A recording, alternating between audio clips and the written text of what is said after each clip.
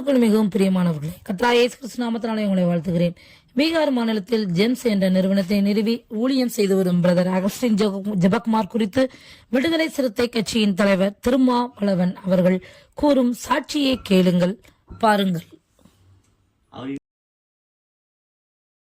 இன்றைக்கு இந்த கிறிஸ்துமஸ் விழாவில் நம்முடைய அருமை சகோதரர் அண்ணன் அகஸ்டின் ஜெபக்குமார் அவர்களின் ஆசீர்வாதத்தையும் உங்களுடைய ஆசீர்வாதத்தையும் பெறுகிற வாய்ப்பு எனக்கு கிடைத்திருக்கிறது.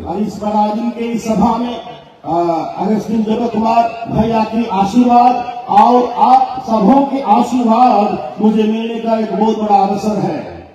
அவர் தமிழ்நாட்டை சார்ந்தவர், தமிழை தாய்மொழியாக கொண்டவர் என்பதை எண்ணி நான் பெருமைப்படுகிறேன். और अगस्टिन भैया जो है तमिलनाडु से आए और तमिल भाषा को मातृभाषा के रूप में वे रखे हैं. मैं बहुत बड़ा आनंद अपने मन में मनाता हूँ.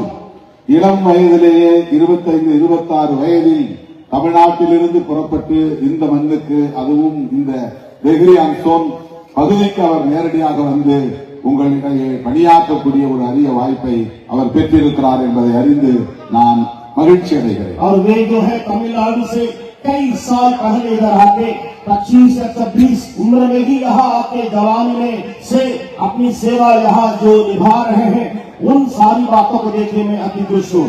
கிட்டத்தட்ட அரை நூற்றாண்டு காலம், ஏறத்தாழ 50-53 ஆண்டுகளாக இங்கே உங்களோடு தங்கி இருந்து உங்கள் மொழியை கற்று உங்கள் கலாச்சாரத்தை கற்று உங்களுக்காக அவர் பணியாற்றிக் கொண்டிருக்கிறார் என்பது பெருமை அளிக்கிறது. நான் தலை நிமிர்ந்து அவருக்கு என்னுடைய வணக்கத்தை செலுத்த கடமைப்பட்டிருக்கிறேன். मैं इसको जान के कि वे जो है 53 साल पहले, इसका मतलब 53 सालों से ही यहाँ बिहार में आपकी सेवा के लिए जो उपलब्ध है और करते आ रहे हैं, और उसको देखे उनके लिए मैं बहुत ही आभारी हूँ. இந்த மண் அவருக்கு முற்றிலும் புதிய மண், புதிய பகுதி, புதிய பிரதேசம். அவருக்கு இந்தி தெரியாது, நீங்கள் பேசுகிற போஜ்புரி தெரியாது, நீங்கள் பேசுகிற உள்ளூர் மொழி தெரியாது.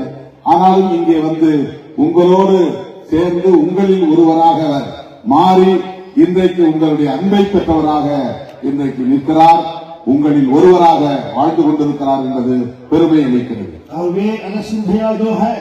जब आए न हिंदी जानते थे, भोजपुरी जानते थे या कोई यहाँ की भाषा जानते थे, लेकिन यहाँ आने के बाद आपके भाषा को सीखने के बाद आप में से एक जन होकर के और यहाँ इतने सालों से इतनी बड़ी सेवा को करके अभी तक आप पहुंचे हुए हैं. ஏழை எளிய மக்களுக்காக தொண்டாற்ற வேண்டும், அவர்களுக்கு இயேசு பெருமானின் போதனைகளை நற்செய்திகளாக சொல்ல வேண்டும் என்பதை தவிர அவருக்கு வேறு எந்த நோக்கமும் இல்லை. उनके मनों में एक ही मकसद रहा, योजना रहा कि गरीबों की सेवा किया जाए और गरीबों के लिए यीशु मसीह का प्यार को दिखाते रहे.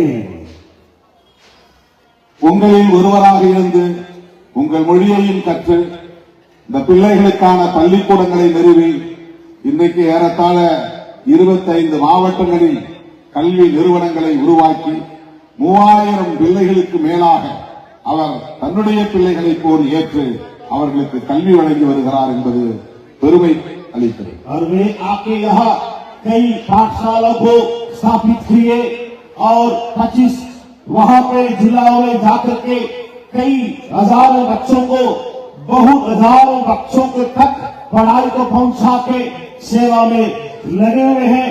मैं बहुत ही आनंदित हूँ.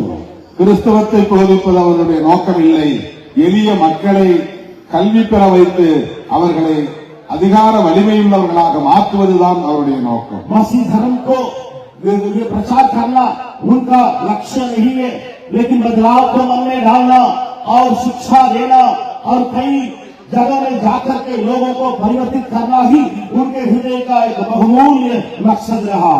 இன்றைக்கு 25,000 மாணவ செல்வங்களை பெறக்கூடிய அளவுக்கான கல்வி நிறுவனங்களை அவர் உருவாக்கி விரிவுபடுத்தி இருக்கிறார். இந்த 50 ஆண்டுகளில் அவர் செய்திருக்கிற இந்த சாதனை போற்றுதலுக்குரியது, பாராட்டுதலுக்குரியது. और ये बहुत तारीफ के योग्य है कि 25,000 से ज्यादा छात्र छात्राओं को यहाँ इस राज्य में तैयार करके और उनको सही पढ़ाई देने में उनके बड़े हाथ रहा. இயேசு பெருமான் இன்றைக்கு உலகத்தையே வழிநடத்தக்கூடிய ஒரு மாமனிதர், ஆண்டவர் என்பதை நாடு அறியும், உலகம் அறியும். इस संसार जानता है, इस भारत देश जानता है कि यीशु परमेश्वर जो है एक परमेश्वर है, इस संसार में मुक्ति देने आया. 2000 ஆண்டுகளுக்கு முன்னால் பிறந்தவர் இன்றைக்கும் நம்மை வழிநடத்திக் கொண்டிருக்கிறார். 2000 साल पहले यीशु मसीह का पैदाइश हुई. இதே போன்ற தகவல்களை நீங்கள் தொடர்ந்து பெறுவதற்கு இந்த சேனலை தொடர்ந்து பாருங்கள், சப்ஸ்கிரைப் செய்து கொள்ளுங்கள். அது உங்களுடைய ஆவிக்குரிய வாழ்க்கைக்கு மிகவும் பிரயோஜனமாக இருக்கும். நீங்கள் ஜெபிப்பதற்கும் ஏதுவாக இருக்கும். தேவன் தான் உங்களை ஆசீர்வதிப்பாராக. ஆமென்.